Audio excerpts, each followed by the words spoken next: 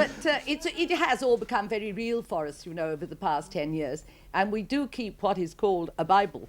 And it is a rundown on every major character who's ever been in the show and the major storylines. And also all our likes and dislikes that the writers have to be very conscious of to make it authentic. Yes. I mean, for instance, it's established none of us are allowed to smoke, of course. For instance, Meg Richardson doesn't drink whiskey. That's because Noele Gordon doesn't drink whiskey. It's a terrible admission for a Scot to make that she doesn't drink whiskey. But, you know, all these little foibles, you know, that we have. Yes. The other thing, on the serious side of Crossroads, that you do have quite a responsibility about what you're doing on the series, don't you? I mean, anything you made, I know you've dealt with things like the Samaritans and alcoholism and Roger Tong, Sandy's, your son in the series, his illness and this sort of thing. Yes. You have to be very careful because you could mislead. You have a sort of social responsibility too. Oh, yes, indeed. And taking, for example, the story of Sandy being crippled, this took months of research, and we had tremendous help from one of the big orthopedic hospitals and a team of people advising us so that his treatment and everything was absolutely authentic, because people in a similar situation to him who watched the program would be very quick to spot any discrepancy in his treatment. And it's proved a very well worthwhile thing, this story of being handicapped, because we have, through ATV and the orthopedic hospital in Shrewsbury, actually got a service going to help the people who have to look after paraplegics and tetraplegics, and it's proved very well worthwhile. And of course, it would be almost impossible or very difficult to give Sandy a cure, because that might raise hopes in similar cases? Yes, indeed. It would raise false hopes, and it would also, I think, let people down in a similar situation, you know, who have really lived this with us, and then they would turn around and say, oh yes, well, he's got cured, it was just a story after all, and we would have undone all the good we think we've done. Yes. Could we talk just for a moment about the sheer physical problem of doing Crossroads? I mean, you do 4 half hours every week, and that in itself must be a very taxing and exhausting thing. Well, it is, you know, and I think it's a thing that unless people have really lived with us through a week or two of Crossroads, I don't think anybody really realises what hard work it is. We rehearse for 3 days from 10 in the morning till 6 at night, and on Thursdays and Fridays we do 2 episodes, 1 in the morning, 1 in the afternoon. We're in the studio from 9 in the morning till 8 at night, and we get Saturdays off, maybe, if we're not rushing round opening something or closing something, and Sundays if we're not doing charity concerts. And then Monday it starts all over again, and we are virtually learning a full-length play every week between Monday morning, and we have to be word perfect on Wednesday morning.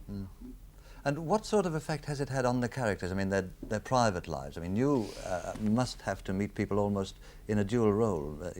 I mean, people do really think you're Meg Richardson. Yes, they do. You live there, and people apply to you for jobs and things. Oh, yes, they do. Indeed, they do. Yes, we're always having, you know, if anybody leaves the motel, we get a show of applications in, and we, you know, from all kinds of silver waiters and people that really, they're all in the book here, are they? I know, really that good we don't know too much about, and we get really authentic inquiries to go and do outside catering and things like this.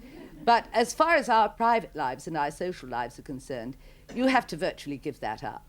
Because, you know, you say you'll go out to dinner, you know, and you'll be with your friends at 8:30. That's the night something goes wrong and you don't get away. So you really have to give up a great deal of your private life to a program like this. Yes. You've also managed to include in the series occasional guest celebrities and guest artists dropping in. In fact, I had a friend of yours on the telephone to me this very morning. Really? Who said, Derek, you've got my Nolly on the show today.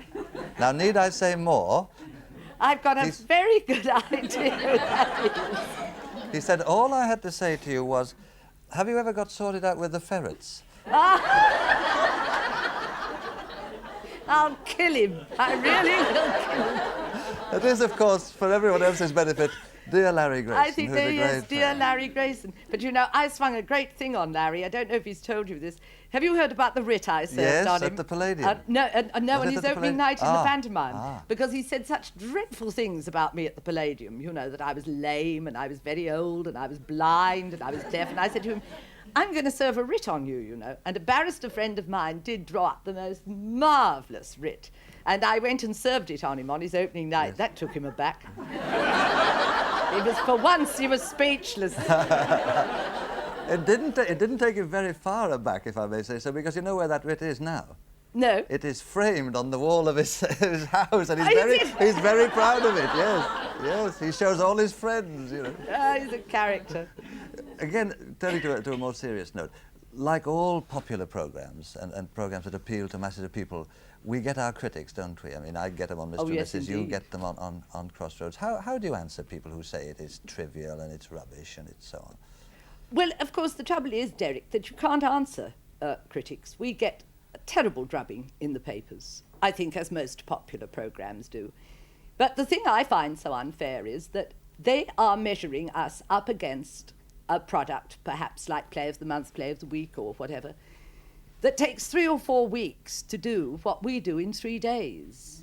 And one must accept that we know Crossroads isn't perfect. I don't think any television programme is perfect. But we are doing a solid, honest job. We're entertaining an awful lot of people, doing a little bit of good on the side. And I think for critics to knock us the way they do is most unfair. And if we do ever, by chance, get one to come up and stay with us for a few days, they don't knock us anymore, because they then understand what we're trying to do. We accept informed criticism. And if somebody can suggest any way of making the programme better, of course we accept that. But we do resent the cheap cracks that are made at us by, uninformed people in the press. I think this is most unfair, and you probably have suffered from it yourself. But after all, 40 million people love us. Why should we worry about 8 critics? That's true. How far ahead do you manage to plan the storyline and the development of the stories? Well, it depends. It took a very long time to get me into prison. It took about 6 months to get me into prison. It all depends on the difficulty of the storyline, but mainly our storylines are about 6 months ahead, and our scripts are actually written about 3 months ahead. Talking about being in prison, I think they were very glad to get you out of there, weren't they? Particularly the prison in Birmingham, where everybody thought you were. Everybody thought I was in Winson Green, which is the gentleman's prison, and they had a very hard time. They were getting all kinds of things, like files and saws sent to them, I think, for me to get out. And they were most cooperative, but they were very glad to see me go through the prison gates, I must say.